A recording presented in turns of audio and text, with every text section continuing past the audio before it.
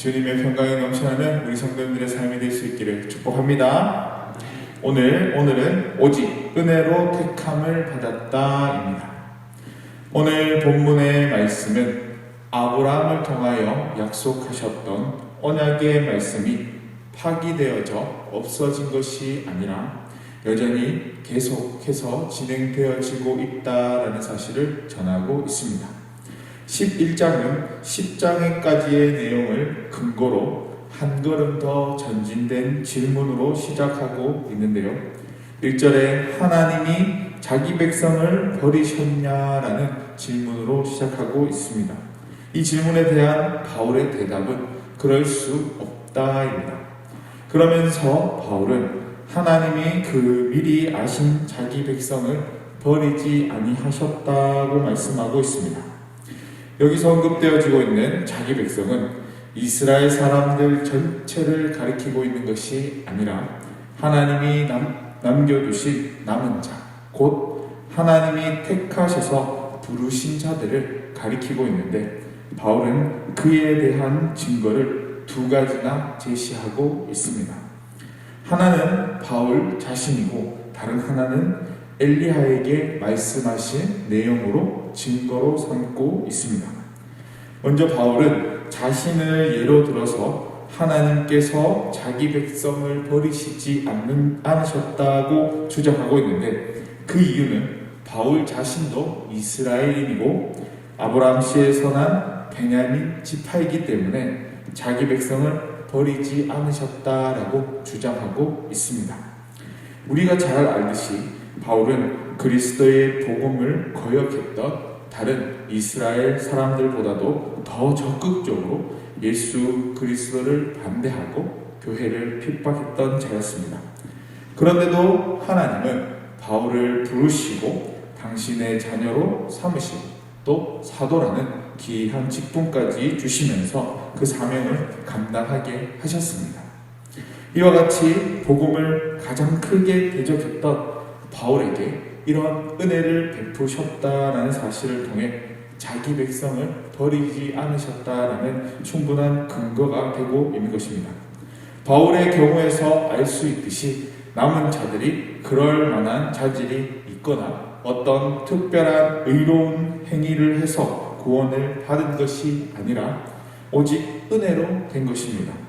예수님을 그렇게 대적하며 교회를 핍박했음에도 불구하고 바울을 은혜로 부르셨다면 하나님은 어떤 일이 있더라도 미리 아신 자기 백성을 반드시 부르신다라고 확신할 수 있습니다.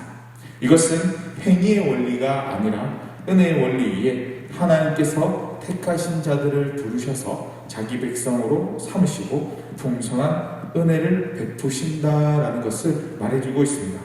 계속해서 바울은 엘리야 때의 일을 인용함으로써 자신을 예로 든 사건보다 더 확실한 증거로 삼고 있는데 엘리야 때 북이스라엘의 아합왕과 이세벨의 위험 속에서 광야로 도망간 엘리야가 자신의 운명을 한탄하며 나만 남았다라고 하나님께 호소할 때 하나님은 내가 나를 위하여 바알에게 무릎을 꿇지 아니한 사람 7,000명을 남겨두었다라고 말씀하시면서 엘리야를 위로했습니다.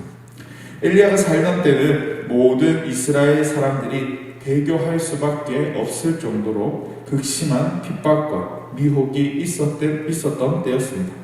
그런 때에도 하나님이 은혜를 베푸셔서 자기 백성을 7,000명이나 남겨두셨는데 이것은 자기 백성을 버리지 않으시고 보호하시며 믿음으로 나오게 하시는 하나님의 신실한 은혜가 있었기 때문에 가능한 것이었습니다. 이제 바울은 이스라엘 민족 전체가 구원을 얻지 못한 이유를 전하기 위해 다른 성경의 말씀을 인용하고 있는데요. 8절에 기록되어진 말씀은 신명기 29장 4절과 이사야 29장 10절에 기록되어진 그 말씀을 합친 것입니다. 하나님은 오늘날까지 이스라엘에게 혼미한 심령과 보지 못할 눈과 듣지 못할 귀를 주셨습니다. 영적으로 둔감해진 심령, 보지도 못하고 듣지도 못하는 영적 무감각 등이 오늘까지 이스라엘의 영적 특징이라는 것입니다. 그래서 전에도 하나님께 돌아오지 못했고 지금도 예수 그리스도를 알지 못함으로 인해 민족 전체가 구원을 받지 못하게 되었다라고 이야기하고 있는 것입니다. 9절과 10절 역시 시편 69편 22절과 23절에 기록되어진 다윗의 시를 인용한 것인데요.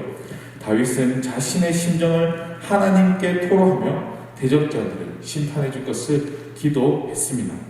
이렇게 기도하고 있는 이유는 대적자들이 누리는 기쁨에 정반대되는 결과를 가져오게 하기 위함이었는데 자신이 직접 대적들을 응징할 수 없었기에 하나님께서 대갚아 주실 것을 요청하고 있는 것입니다. 바울이 다윗의 시편을 인용해 하나님께서 대갚아 주기를 바라시는 이들이 누구입니까? 바로 이스라엘 백성들입니다. 그리스도를 배척한 이스라엘 백성들의 완악함을 풍요로운 식탁에 둘러앉아 악한 계획을 모의한 자들로 규정하고 있는 것입니다. 바울은 그들의 악한 행위가 결국에는 하나님의 심판을 받게 될 것을 예상하면서 다윗의 시를 인용하여 그들을 향해 경고의 메시지를 보내고 있는 것입니다. 10절 말씀은 예수님을 거부한 유대인들에게 적용되어지는 말씀으로 그들은 마치 눈이 먼 자들과 같아서 그들 곁에 오신 예수 그리스도께서 직접 말씀하시고 행하시는 것을 보고도 깨닫지 못하고 완고한 상태에 있던 어리석은 자들이다라고 말씀하고 있습니다. 실제로 하나님께서 행하시는 일이 그들에게 철저하게 가려워진 상태였습니다. 이렇게 이스라엘이 실족하게 됨으로써 예수 그리스도를 발견하고 믿은 이들은 소수에 불과했습니다. 비록 이스라엘이 실족하기는 했어도 다시 회복될 수 없을 정도로 타락에 이른 것은 아니었습니다. 왜죠? 그들 중에 남은 자가 선택되어져 있기 때문입니다. 이렇게 선택됨으로써 종말 때에 구원을 받을 수 있게 되었습니다. 놀라운 사실은 그 중에 이방인들도 있었다라는 것인데 이방인들이 구원을 받을 수 있게 된 것은 이스라엘이 복음을 배척함으로 말미암아 구원의 물결이 이방인에게도 흐르게 된 것입니다. 때문에 전혀 구원받지 못할 것이다 라고 생각하고 있었던 이방인들까지도 구원을 받을 수 있게 되었는데 이 모든 것이 하나님의 은혜로 말미암은 것입니다. 오늘 본문을 통해 바울이 강조하고자 하는 강조점은 이스라엘을 실족하게 함으로써 이방인까지 구원에 이르게 하는 유익이 있다라는 사실을 강조하고 있습니다. 결국 이 모든 것이 하나님의 은혜로 말미암은 것임을 나타내고 있는데 이스라엘의 연약함으로 인해 이방인이 구원받을 수 있게 되었다라는 사실은 큰 축복의 결과가 아닐 수 없습니다. 이처럼 이방인이었던 우리가 택함을 받을 수 있었던 것은 하나님의 은혜가 있었기 때문에 가능한 것입니다. 때문에 우리는 하나님께서 나를 택하신 은혜에 날마다 감사하는 삶을 살아갈 수 있어야 합니다. 뿐만 아니라 이 은혜에 온전히 보답하는 삶을 살아갈 수 있어야 합니다. 우리에게 주신 이 하나님의 은혜에 날마다 감사하고 또 주어진 사명을 온전히 감당하며 나아가는 저와 여러분의 삶이 될 수 있기를 주님의 이름으로 간절히 축복합니다.